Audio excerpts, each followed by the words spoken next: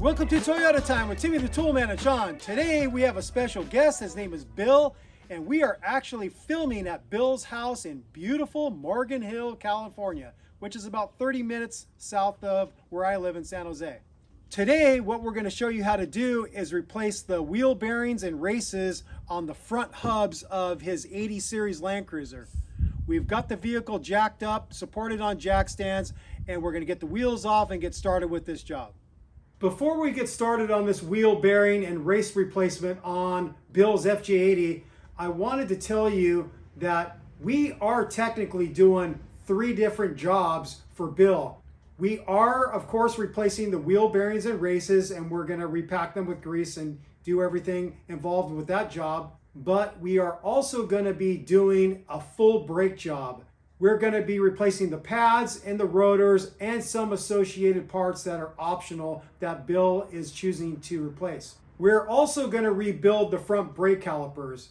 For this video, we are going to include the replacement of the brake pads and the rotors and the other associated parts, but we are not going to include the caliper rebuild. For a wheel bearing and race job, we can easily see all of you wanting to do the brakes at the same time because it is the opportune time.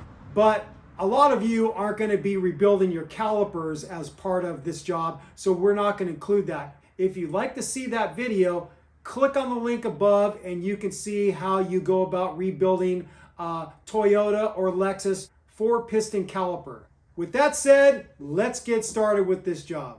One of the reasons why Bill wants to renew the wheel bearings in the races is he does have detectable wheel bearing play. When you're checking for wheel bearing play, you want to grab at the 12 o'clock position and at the 6 o'clock position, and you want to use opposing force with your hands. So you're pushing with one and pulling with the other, and you're checking for play in the wheel bearing, and Bill's going to demonstrate that right now.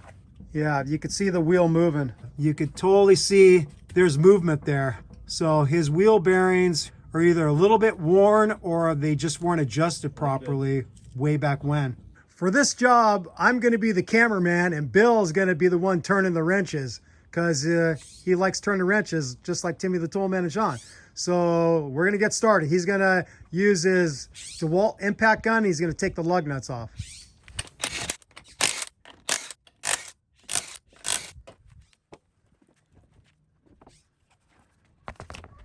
Next, we're going to get the brake calipers off. And what I like to do is turn the wheel all the way right or all the way left, depending on which side I'm working on, to be able to have more room to work. So what Bill is doing right now, he's going to turn the wheel all the way to the right. And then this is going to give us more room to work right here. And then when we get to the passenger side, we're going to turn the wheels all the way to the left, to give us more room to break free the caliper bolts that bolt the caliper to the knuckle. Most of the time, you're just going to be removing the 2 bolts that hold the caliper to the knuckle, and then that's it. But for this job, Bill noticed that he has some cracks in his brake line, so we're going to be replacing this brake line as part of this job. We're going to disconnect the brake line right here at this banjo bolt first. That banjo bolt is a 14 millimeter, and Bill's going to break it free with a long box end 14 millimeter wrench. Now, of course, you're going to get brake fluid leaking out, so you're going to want to have something there to catch it, and you're not going to want to have it dripping on anything that is painted because it's going to strip the paint off. What Bill is doing right here is he's clamping off the rubber line with a hose clamp, and hopefully it's tight enough to where it's going to stop the flow. It's kind of built like a vice grips in a way. Now we're going to break free the 17 millimeter caliper bolts. You've got one up top here, and then you got one down below. For this bottom one, you have the knuckle arm a little bit in your way. So he's going to get on there with a short breaker bar and a deep 17 millimeter socket and break those free. Okay, he's got the top one broken loose. Now he's going to go for the bottom one. Okay, he's got both of them loose. Might have to switch to a ratchet and spin them out a little more. Okay, he's got that one pretty loose, and he's gonna get the top one loose too. Maybe just use the extension with the socket, and you could hold the caliper and you could probably spin it out with your hand. You could unweight the caliper a little bit. Yep, there we go. Okay, he's got both bolts out, and now he could slide the caliper off of the rotor. Now when you hear your wear indicators on your brakes, it's meaning you're going to do this soon if you don't change your brake pads. Yeah, he definitely went metal on metal here. You could see the deep grooves. There's the wear indicators. Yeah. All right, we're going to do the exact same on the other side. We're going to turn the wheels all the way to the left, and we're going to get that passenger side caliper off. For this wheel bearing job, we're using a Toyota factory service manual as a reference, and it goes through the steps like remove the front wheel, remove the front brake caliper. The next step after getting the brake caliper out of the way is you use a screwdriver and hammer, and you remove the grease cap from the flange. It's this sucker right here, and that's what Bill's going to do right now.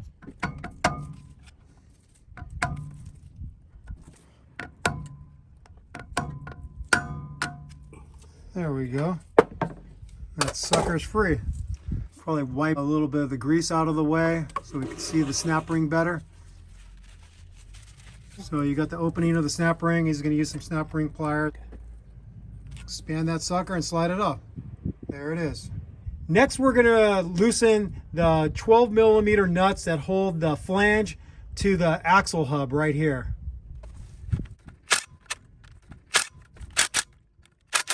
Now what Bill is going to do is he's going to use a brass drift with the hammer, and he's going to shock them so the cone washers will loosen up and pop out. Some of these can be stubborn, but if you give it a good enough whack, you can get them to break free. There it goes. There it goes. There it is. There it is. That one's free. Free? Yep. They're all free. I think they're all free. Yep. Okay, that's how you do it. So now Bill can just slide the cone washers off each of the studs. This last cone washer was fighting him. He just got it off with the channel locks. Now we're going to remove the flange. We might have to tap it. Oh, I guess we don't have to tap it. It's just going to slide right off. There it is. We're just cleaning this up a little bit here to where we can expose the outer lock nut. All these solid front axles on Toyota are really similar. When I did a front axle service on my 85 4Runner, it's the same thing, but I had locking hubs I had to remove first. So there is a locking washer right here.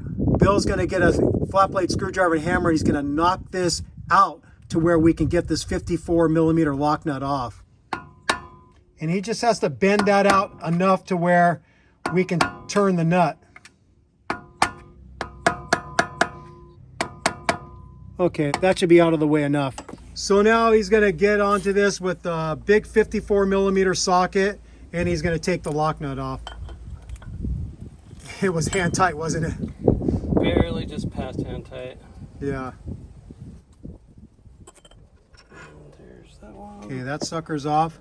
And then now he can remove that washer, and so it should be bent over the back one too, but it wasn't. They didn't do it right. So the way this works is that when you put this in, you should bend over one of the ears over the adjuster nut, which is obscured by a bunch of grease, that sucker right there, and then you bend another one forward over the lock nut. And so it didn't look like they locked in the adjusting nut with the tab of this washer. So Bill's just removing this by hand, the adjuster nut. It looks like the star washer was reused also. It's not recommended to reuse them.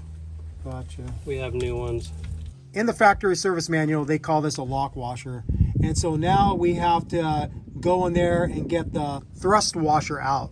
You could probably do that with a screwdriver, or you could just pull back on the hub, and there you go. Now, if you push back a little bit, maybe you can get it all the way. Oh, never mind. So there's a thrust washer and the outer bearing. So that's the thrust washer, and that's the outer bearing. All right, we're gonna bring this over to our bench, get it cleaned up, and show you the next step.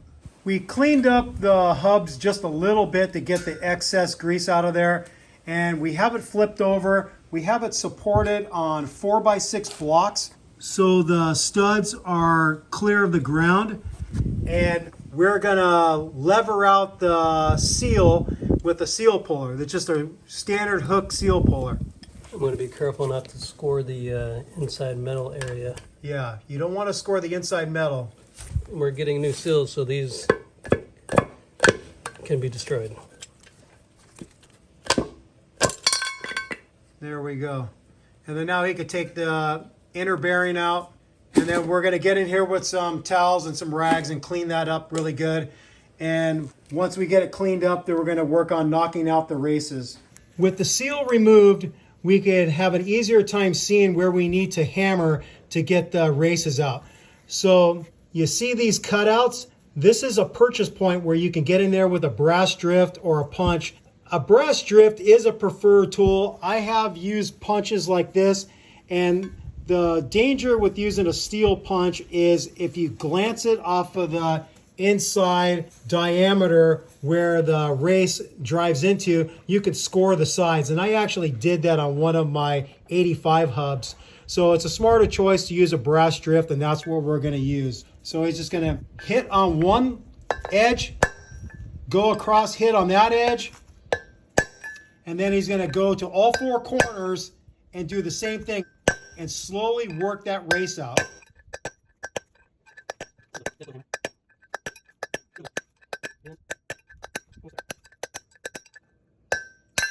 There it is. Okay, we got one of the races out. Now we're going to flip it over, and we're going to do the same thing.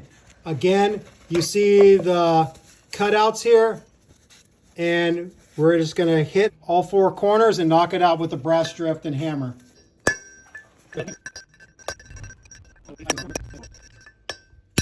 There it is. Okay. We got both of them out, and now we're going to clean up the inside and get ready to install the new races. To knock in the races, we're going to use a race and seal driver kit. It's like this one right here that I have from OTC. It ends up that my biggest puck isn't the right size for the rear race. So in his kit over there, his actually has a one that's slightly smaller diameter, and so his fits better. Another option is you can use a press sleeve from a press sleeve kit. If you know our channel, we use a big press sleeve kit with different diameters, and you can knock it in that way. That's what I did when I was servicing my front hub bearings on my 85 4Runner. So we greased up the outer diameter of the race a little bit. And then, are you going to put any grease in here too, or no? I can. We did clean this. There you go. There is a taper to it. Yeah, so you have to have the taper facing up towards you, so it tapers out bigger and it goes down in to a smaller diameter away from you. So you can put the bearing in there later. So he's going to get it started inside the bore of the hub with his brass hammer, and then knock it the rest of the way in with the seal driver tool. If you just tap it in there a little bit, get it started, and then this way when you go to the tool, it's not going to start walking all over on you. Yeah, that's the problem I had. Okay. And you could actually go all the way around to where it's flush first, and then you can knock it in. You're not going to hurt that with the brass hammer. Okay, now that it's flush, now we're going to switch to using the tool, and we're going to drive it in. And when you're driving it in, it's going to go, go, go, and then all of a sudden the sound is going to change. It's going to get a little more dense sounding, and you're not going to be driving it in any further, and that'll let you know that you fully seated it onto the shoulder inside the hub.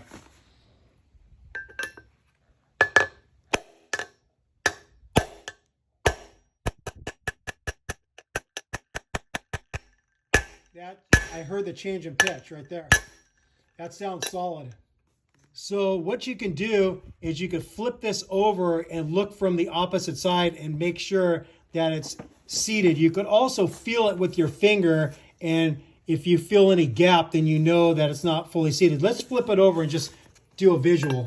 And looking in there, it looks like the race is fully seated up against the flange inside the hub.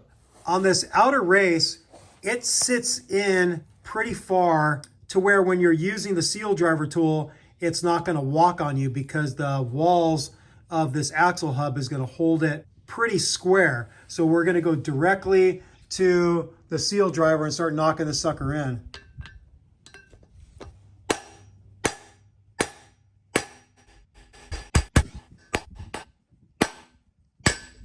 That sounds solid. Okay, and we're going to do the same thing. We're going to run our finger underneath here, see if we can fill any gap, and then we're going to flip it over and get a better bird's eye look at it. And it looks like it's all the way up against the inside flange, so it's fully seated. Look at the full circumference. Make sure you get the coil perfectly centered on the cutout. Yeah. Before we get the new inner seal in there, we're packing some grease in there, and the grease of choice is going to be this Redline CV2, the same grease I used on my 85 4Runner. It's really good stuff. So Bill, right here, has bought some of the same stuff. In a tube. In a tube. Great minds think alike. The jugs are better. Yeah, the jugs are better. That's all I could get at the time. Okay, so he's finger banging the tube there and getting grease in there. Part. Yeah. Normally I don't wear gloves for this, but since it's going on camera, I wear gloves. He's fisting the frickin' thing. Never. How many fingers are you using? Two. Two? I don't go beyond two. If it's beyond two, I move on. To the second knuckle? Yep. So he's basically filling that void in between the two bearings. All right, you happy with that? Yeah, we can always put some more on the other side if we don't like it. Okay, so now what we're going to do is we're going to use my bearing grease packer, and we're going to pack the bearings with the same grease. So the way this bearing packer works is you put a big blob of the grease down there, then you grab this sucker, this plunger, stuff it down in there, and then you could unscrew this because it could screw onto there. So now that's free. So you drop the bearing down into the top of the cup there, and the tapered side is facing downward and the bigger side is facing up. And now you have to put that sucker over the top. You don't have to screw it in, just push it down. And then you just push and it should start squeezing grease through there. Pardon me. Is it working? Let me see. Yep, it's working. It's pushing through? Mm-hmm. So you can see how the grease is working its way through the rollers there. So that's what you're accomplishing by putting some pretty good pressure down here and forcing the grease up through the rollers. Okay, go ahead. Continue. You're doing great. Probably good. Good enough as long as it comes through, right? It's coming through everywhere? Yep. Okay, that's it then. Get a little more over there. Yeah. So if you see, grease is coming up through all the rollers, and this is now properly greased. Okay, you could take that out, pull that top off, and then you can pull the bearing out. Properly packed. So now you could like take your finger and take the excess off and like put it on the outside of the rollers, or you could put it on the inside where the race is, but you really want to just pack the shit out of this thing with a lot of grease. You can't really grease it too much, I don't think. I don't think that's possible, but you want to get a lot of grease onto the rollers and then drop it in here. You could even put a little bit of a grease on the race too if you wanted to. Drop it in place. You could even smear a little bit on the top if you want. Did you do that on yours or? On here? Yeah. I believe so, yes. I hand packed my bearings. It took me forever, but it was a lot messier. Yeah. The hand packing method is you put a blob of grease in your hand and then you slowly work the bearing into the grease in your palm, working it in the rollers. Having this is way easier. And then you cuss yourself for the next hour, wondering why you didn't just buy the packer. Yeah. Okay. So now we have the inner bearing properly greased. We have the hub packed with grease. And now we're going to knock the new inner seal in right now. This is the kit of bearings and races for Marlin Crawler. It actually comes with its own seal, but Bill is choosing to use a Toyota seal instead. Personal preference. Personal preference. To drive in the seal, we're going to use one of my plastic 2x4s. You can use any block of wood that's going to fit over the top of it, or you could use a metal plate, whatever you want. But what you're doing is you're going to knock the seal in flush with the hub. And it might be good to try to get it started maybe with a brass hammer. Tap on it. Hitting it right on the edge where it's strongest. There it goes. He's going to put it up on edge and start hammering it in. Just make sure it's going in straight. This side's a little high, so I'm going to... So he's hitting the high side first. He's trying to get it going in square. Oh, I just tilted. Yep. There you go.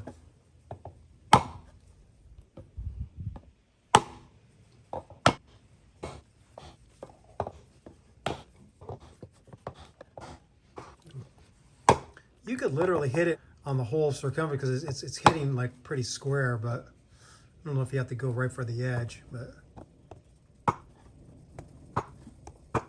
think we're good. okay. It looks like it's flush with the hub. We're good to go. Now we're going to show you how to replace the rotor on the hub. If you're choosing not to do a brake job like Bill has chosen to do, then go ahead and just skip past this part. This rotor attaches to the axle hub with 17mm bolts, and Bill's going to zip those out with his 1/2-inch DeWalt gun. He's got all the bolts broken free, and now he's going to zip them out the rest of the way.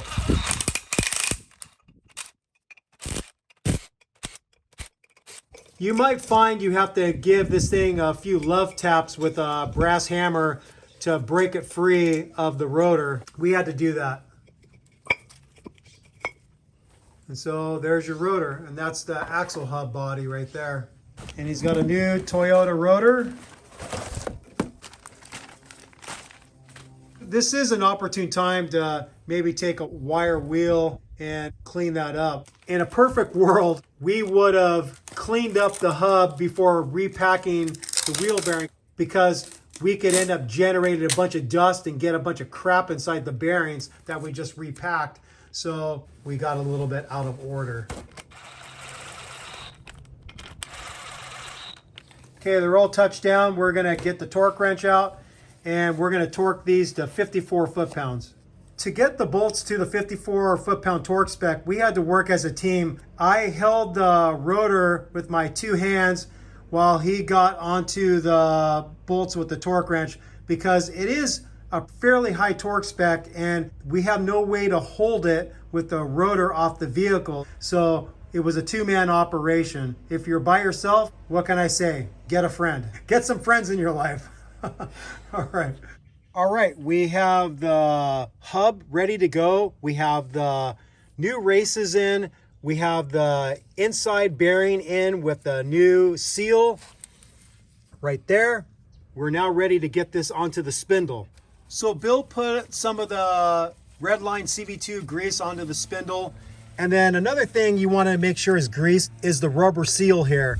He's got some on there already just from the greasing. So make sure the rubber on this seal is lubricated with some of your grease.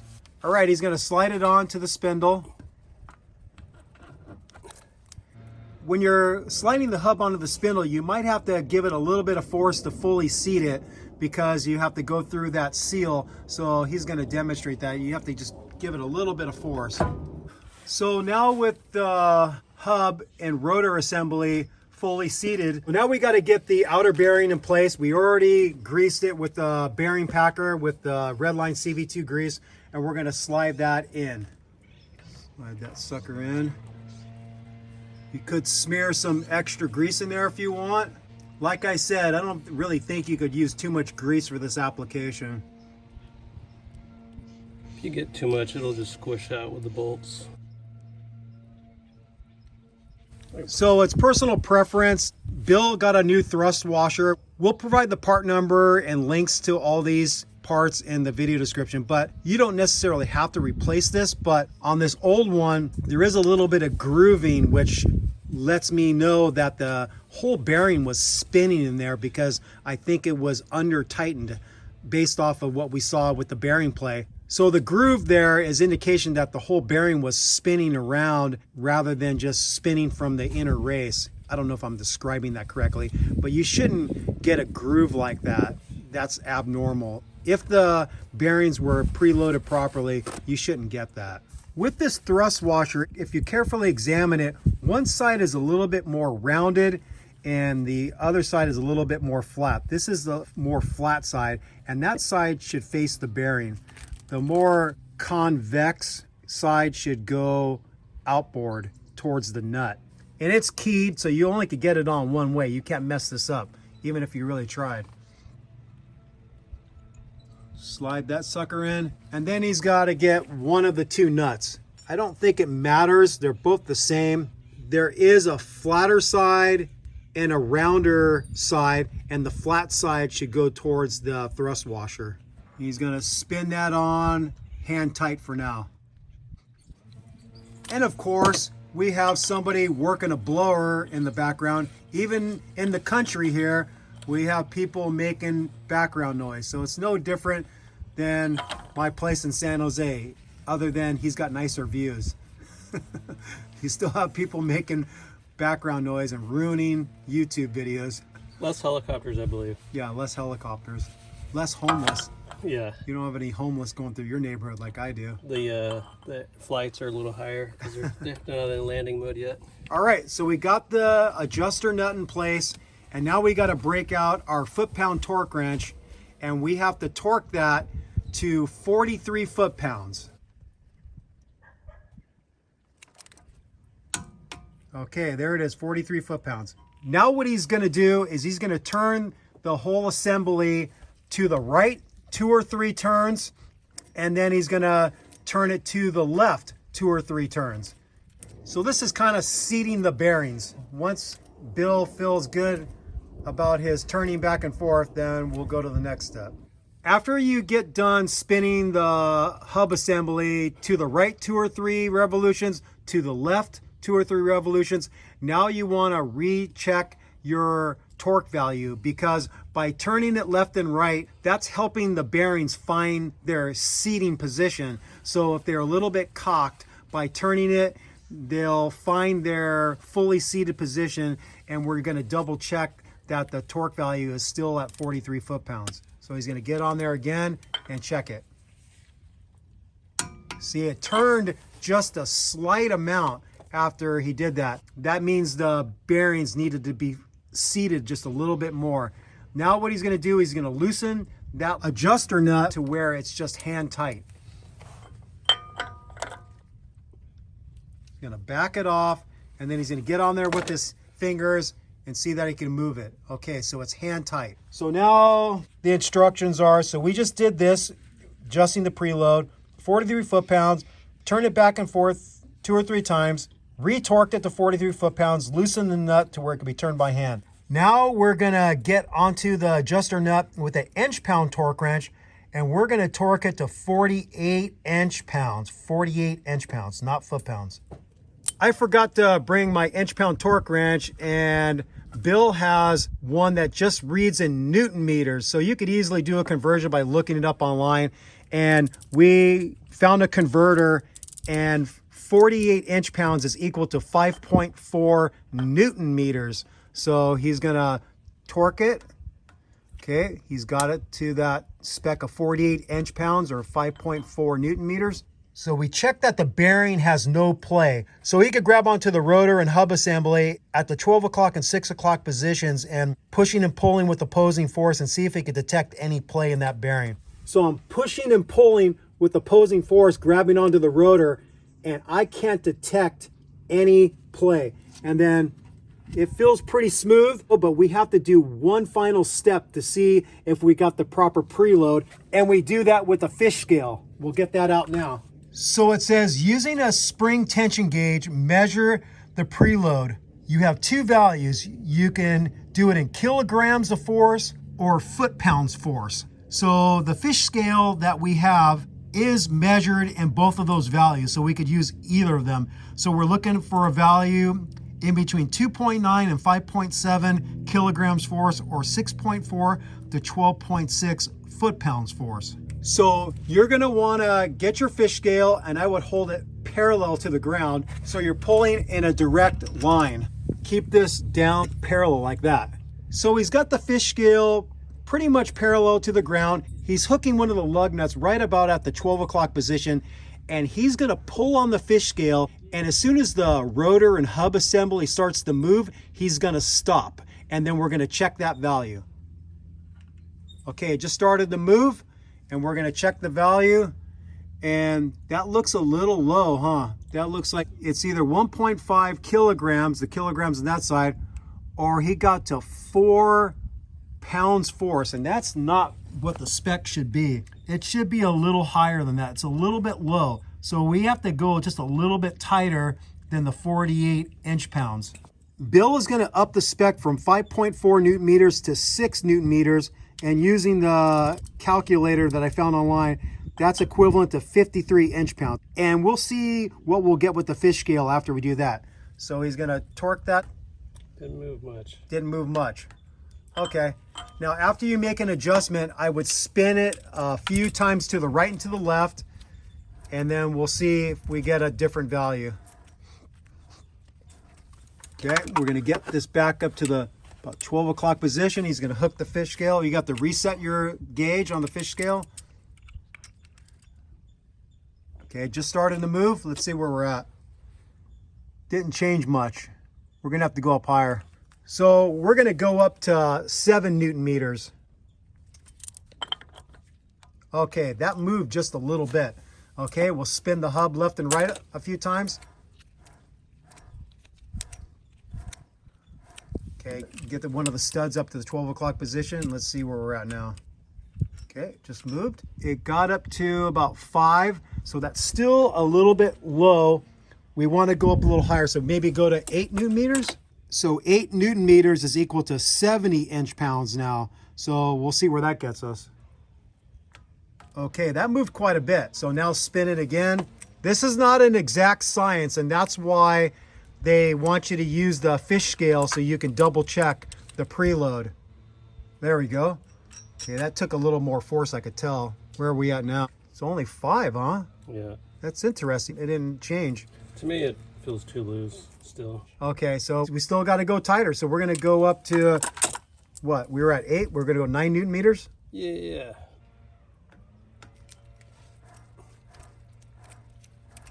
And I'm taking a look at that nut. It's not moving from us spinning it. So we're going to reset the fish scale again and see where we get this time. We're in the 6s. We're in the 6s. Okay, well, actually, that's pretty close to 7, huh?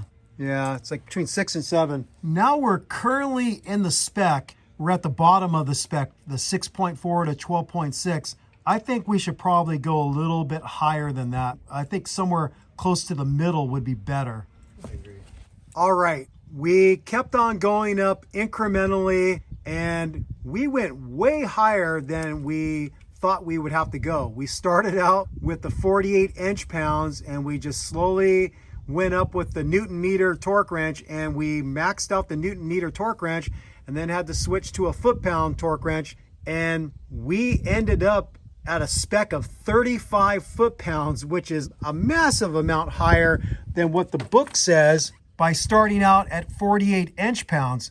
So we had to go way, way higher, and now we're getting a value somewhere between 8 and 9 foot-pounds. So we'll demonstrate it the final time. So he's got the fish scale on there. It's parallel to the ground. You want right angles. So hook the stud at the 12 o'clock position, and you're making a right angle with the spindle and the hub assembly. So he's gonna pull it just to where it starts to move. What did you get? 8. 8, okay. If I was to do it without a torque wrench or a field service manual, this is probably about where I'd want it by filling anyways. So we have it at 8 foot-pounds. It's within the spec. And then now we're gonna get our lock washer in place. Bill is gonna slide on a new lock washer. I guess technically you could reuse it, but it's a good idea to get a new one, because once you bend it once, you're fatiguing the ears on that. Personal preference, but it is a good idea to use a new one. So it's keyed just like the thrust washer. He's going to slide it on. And then what you want to do is you want to find which ear of that lock washer lines up best with one of the flat sides of the adjuster nut. And whichever side that is, you're going to take your screwdriver and you're going to bend it over the adjuster nut. So Bill has to take a good look at it, and I think this one is the right one. This tab is going to bend over square with this flat part of the adjuster nut. Now he's going to get the lock nut in place, and we have to torque that to spec. The torque value for the lock nut is 47 foot-pounds. Okay, he's got it torqued to 47 foot-pounds. Now what Bill wants to do is he wants to spin the hub forward and backwards and just see how it feels, if it's spinning smoothly. How's it feeling? Feels good. Okay, so now what he's going to do is he's going to get one of the studs at the 12 o'clock position. We're going to recheck the preload. I think it's going to increase a little bit. Okay, just started moving. Where are we at? 9. 9. That's good. That's right in the middle of the spec. Remember, the spec was 6.4 to 12.6. 9 is right there in the middle. That's perfect. So now we have to fold over the ears of the lock washer, over the adjuster nut, and over the lock nut. So again, he's going to fold this one over here for the adjuster nut. So that locks in the adjuster so it can't move. And now he's going to want to do the same with the lock nut, and it looks like this one matches up the best. That one's a little bit off. That one's way off. Yeah, so he's going to choose this one. So now he's got to reach in there with the screwdriver, and he's got to fold it forward to lock the lock nut in place. Just like that. He's just levering right up against the hub housing. You could do this with a pry bar too. He's getting it. Yeah, a little pry bar more right there. Good, but there we go. So this is how you properly do it. If you remember, when we were disassembling it, we noticed that the lock washer was only folded over the lock nut. It wasn't folded over the adjuster nut. So this is how you properly do it. So now neither of these nuts should be able to move because they're locked in place, because that lock washer is keyed. So neither of those nuts can move now. Now he's going to just clean up the face of the hub, and we're going to get a new gasket in place. And just so you know, this gasket is just to keep moisture out of the bearing. It's not like an oil seal, so this surface doesn't have to be like completely perfect, but you would want to clean it up nice so you're not going to get any moisture in there if you're doing any water crossings or whatever. Now we have to put the flange on with the new gasket. I'm going to put form a gasket on. He's doubling it up. I actually found someone who's more anal than me. Are you offended? Not at all. Okay, he's not offended. I'll have to try harder to offend you. Put a loud exhaust on a Toyota V6. That will be very offensive to me. He's just going to have more cleanup the next time he's got to do this. It's supposed to help it come off easier. That's really? This stuff? This Permatex stuff? Yeah, it's supposed to help seal and come off easier. No shit. Okay, I learned something new. Okay, maybe it isn't as lame as I thought it was. I haven't tried it, but that's what it says. It's easier to get off. Okay, well, goes to show what I know. It's definitely messy. It is. By the look of his gloves. And it's got a nice smell that... Oh. Yeah, I can't smell anymore, thanks to COVID. You got the two holes that go over the alignment dowels. See the alignment dowels? You got the 6 studs, but then you got 2 alignment dowels, so you can't really mess this up. You want to grease the splines. He just chose to grease the female splines, but you could also grease the male splines and then slide that sucker on.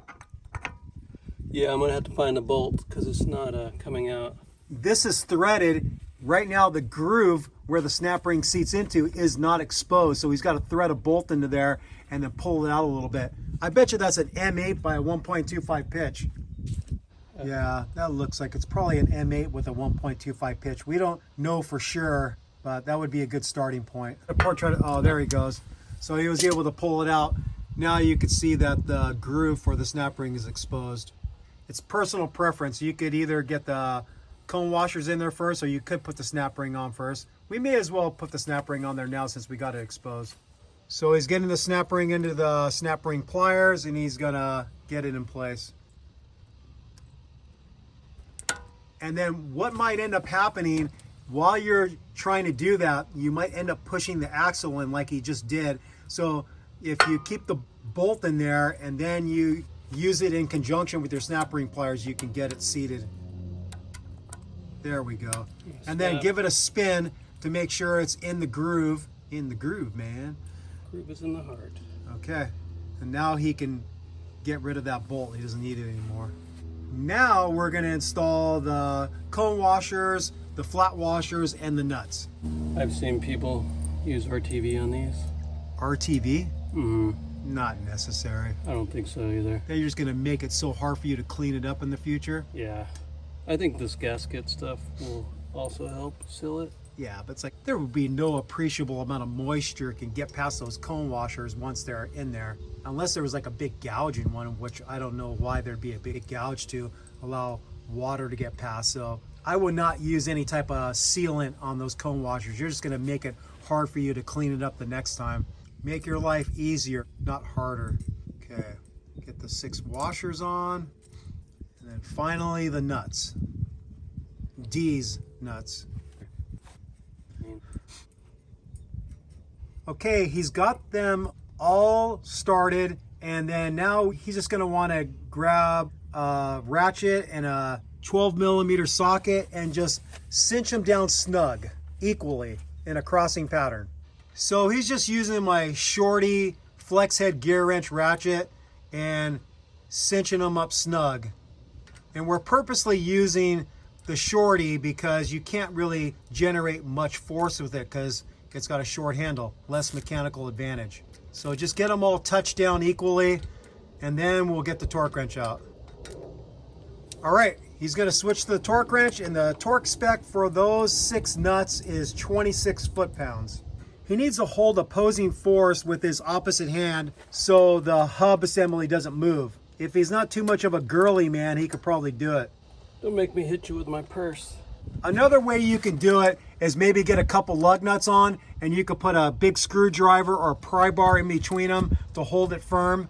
He could also go in between a couple of the nuts that he's tightening right now and hold it in place. So it is kind of hard to hold it. Like I said, if he wasn't such a girly man. But what we're gonna do is we're gonna stick a small pry bar in between 2 neighboring nuts while we get onto a 3rd one, and then this way he'll be able to hold it much easier than just relying on his hand holding it. So sounds like your date last night. Pry bar between 2 nuts. Yeah, you might be inclined to try to stick it between 2 of the lug nut studs, but you don't want to do that because you might screw up the threads. You might flatten them out. So if you put a couple lug nuts on, then you could probably do that. But since we have the nuts on here, we could just go in between 2 of them and tighten the 3rd one. Go ahead, let's see how this works. There we go, that's working. And he's gonna move the pry bar between 2 other ones and keep on going. Think you got them all? I think so, but I'm gonna do another around the world, double check them. Just like Bill said, you're gonna wanna double check, because when you're doing a crisscrossing pattern, you might get out of order and you might think you got them all and then you actually didn't. So once you think you're done, then start at 1 and then just start working your way around in one direction and double check that you got them all. Okay, he's double checked them all. They're all torqued to 26 foot-pounds. Now he's gonna get a new dust cap on. You could reuse the old one, but he chose to get a new one, and you can see there's a little bit of rough edges here from knocking it loose with the screwdriver. So that's one of the reasons why he wanted to renew it and get a new one. But you could just take a file or put it on a grinder and grind it smooth again. You could get away with it, but Bill likes new things. I'm gonna powder coat these and match my brake calipers. Powder coat them? Just kidding. Oh, God. Rubber mallet? We need a rubber mallet. You got one? Yes. Okay. He's using my plastic mallet and he's gonna knock it in place. You could use a rubber mallet, dead blow, whatever. Or you could hit it with your purse. Getting this cap in place is proving to be a little bit of a pain in the butt. You would think you could just like hammer it in place with a plastic mallet or rubber mallet, but it goes in a little cocked, and using quite a bit of force with the plastic mallet, it's just not driving home. And so we're thinking like getting a big socket on here to where it's hitting the full circumference of the flange might be the way to go. We didn't have a socket that size in our tool arsenal. I know I have one back at my house, but we're not back at my house. So we're actually using this brass fitting to go around it, and it's a good fit. So we're gonna try to knock it home with this and see if we can get it fully seated. And he's gonna be looking to see which side is high and knock it in.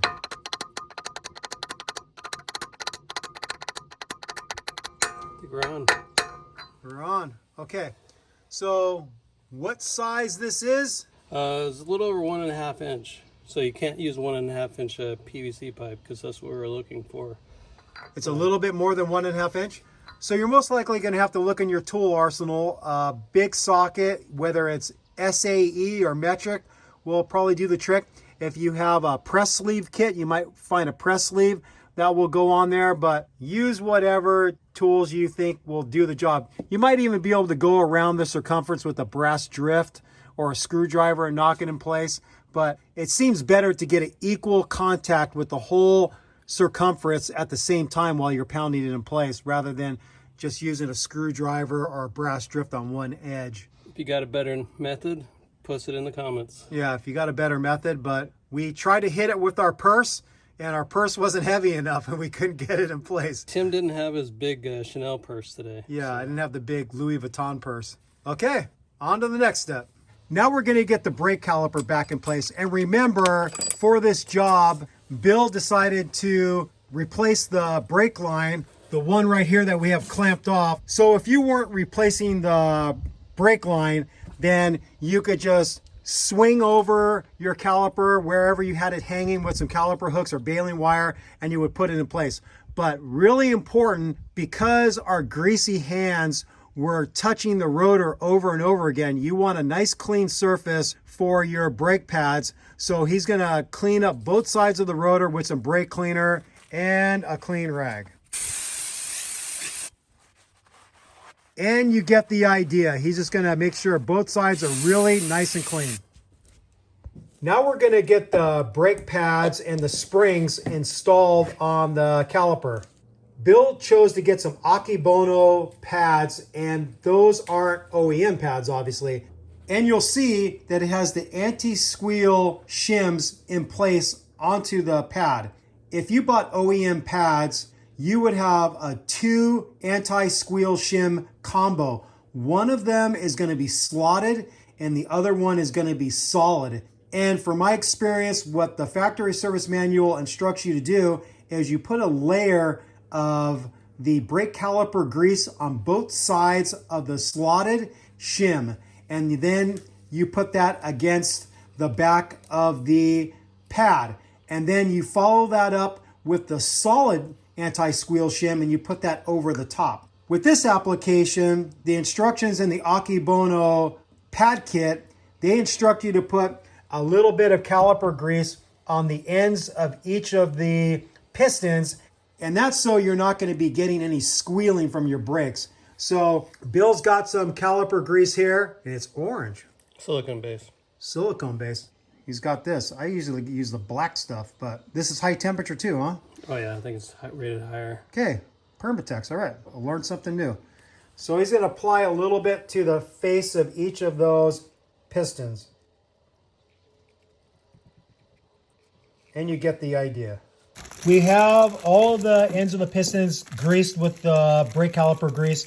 Now we're going to get the pads slid in place and we're going to secure them with the pins. For the caliper pins, you're going to want to use your caliper grease and grease them up a little bit, because when you apply the brakes, the pads are going to go in and clamp against the rotor, and then when you let off the brakes, they're going to relax and go back a little bit. And you don't want the pads to hang up on these pins. You want them to be able to slide very smoothly. So you don't get one of your brake pads dragging on the rotor. So he's gonna slide the pads in place. In a set of 4 pads, you're gonna have 2 of them that are gonna have the wear indicator. And this little wear indicator is to alert you when it starts squealing. It's gonna alert you that you've almost ran out of brake pad, and you can catch it before you go metal on metal and destroy your rotors. Like I did. Yeah.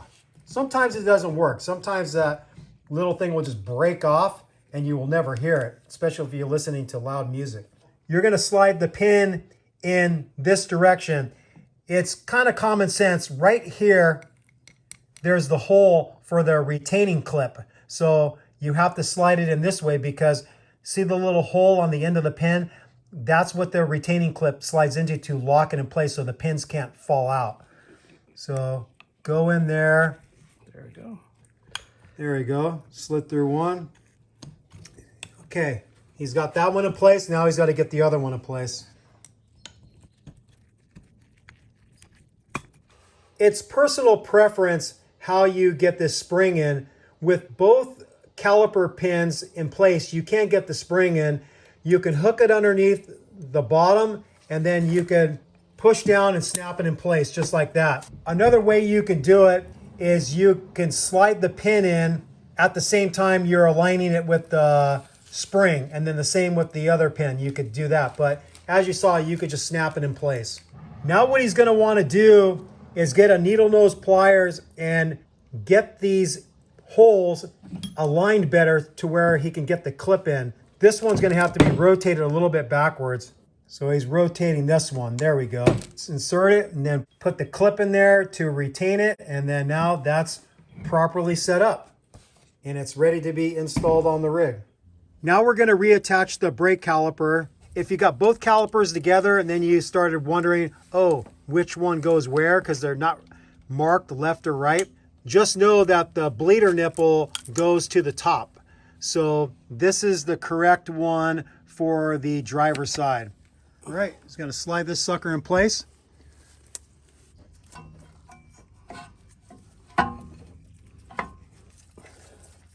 We got the upper one started, and now he's going to get the lower one started.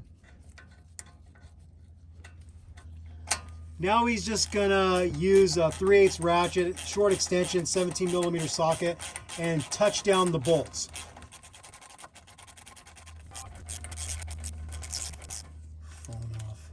Okay, both 17mm caliper bolts are touched down.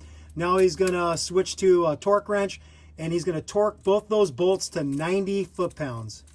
He's just going back and forth and slowly bringing them up to the spec. Okay, he's got the bottom one. He's going to get the top one. Okay, they're both torqued to 90 foot-pounds.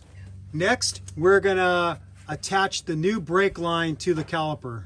So here's the brake line, and it attaches to the caliper with a banjo bolt and 2 washers that go on either side. So you don't want to reuse these washers because you're most likely going to get a brake fluid leak there. So don't do it.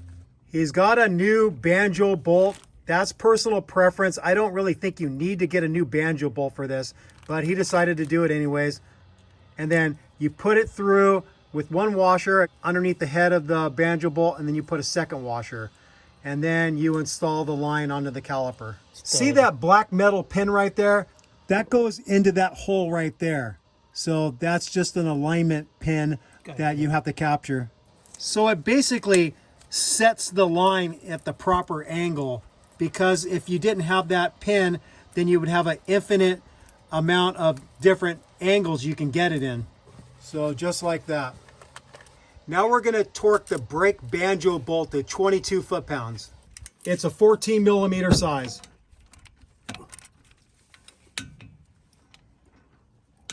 There it is, 22 foot-pounds. We have the old line clamped off, and now what we're going to do is disconnect the flexible line from the hard line on the other side of that bracket with a 10mm flare nut wrench. So if you look on the other side of the shock absorber, I'm facing forward, you can see the line I'm talking about. We're just going to get on there with a 10mm flare nut and break that free. Once we got the fitting broken free, we're gonna get either a flat blade screwdriver, a little pry bar, and we're gonna knock this retaining clip out of its purchase and then spin out this nut really quick, get the new line in place, and get it started so we lose a minimal amount of brake fluid. So I'm gonna get onto this with my flex head flare nut wrench, and I'm gonna break it free. Okay, that's broken free. Now I'm gonna get a flat blade screwdriver and a mallet. I'm working from the front, and I'm gonna try to hit that clip out. I'm coming up against the shock absorber. Let me see if I could drive it out the rest of the way, right against the shock absorber. Oh, it's free. Okay, we got the clip out. Yep. Now we're gonna spin it out the rest of the way. Okay, it's disconnected. He's gonna put the new line in, and I'm gonna see if I can get that started. We got the line hand tight, and now he's gonna try to get the retaining clip installed. Got it? You didn't even have to hammer it in. Try to tap it with a plastic mallet a little bit. Yeah, it went in just a little bit more. Okay, now you could get onto there with a 10mm flare nut and tighten that sucker up.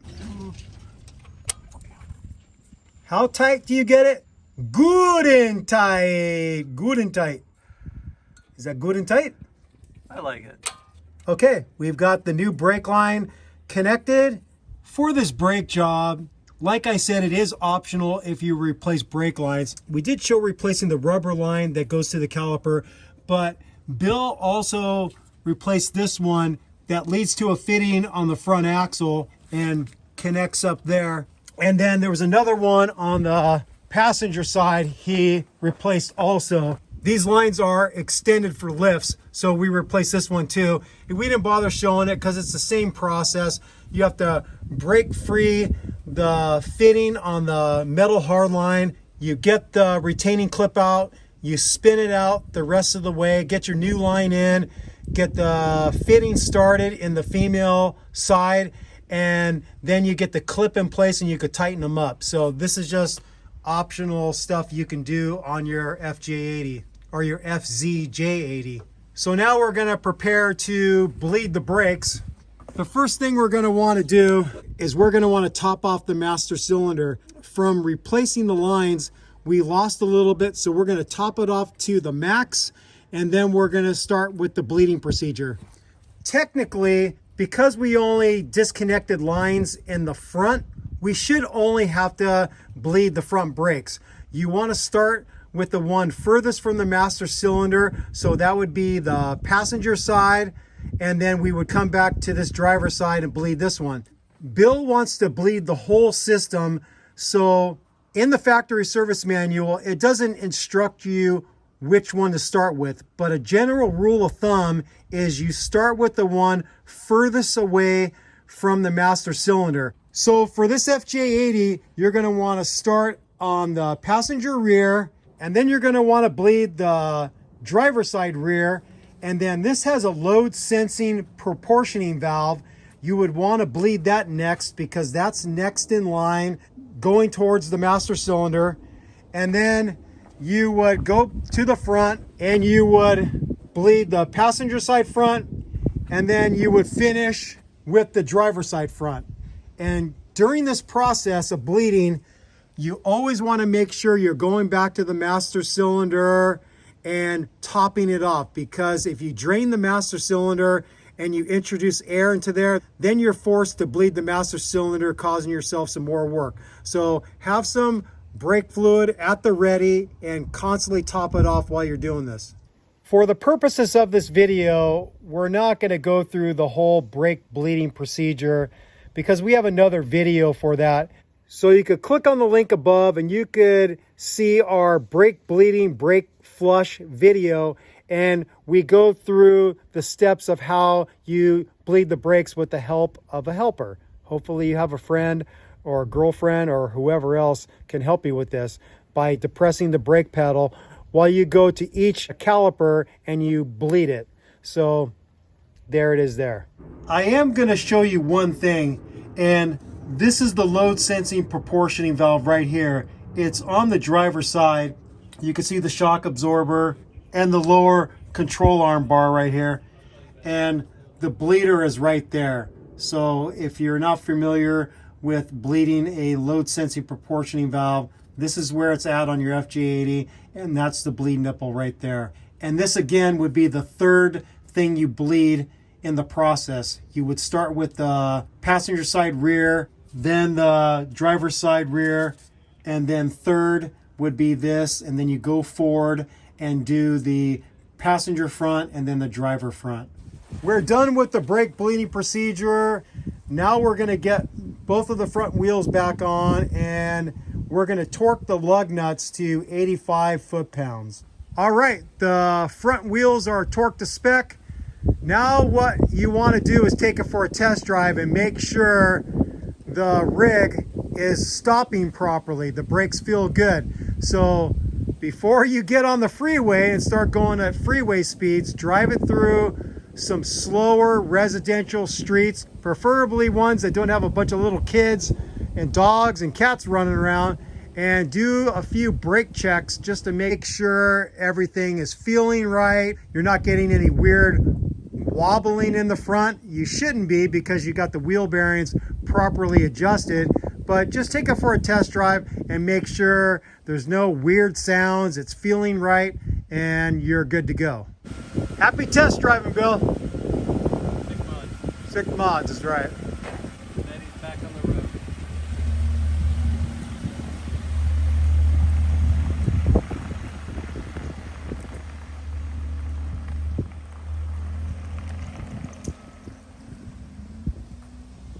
All right, we are all done with this job.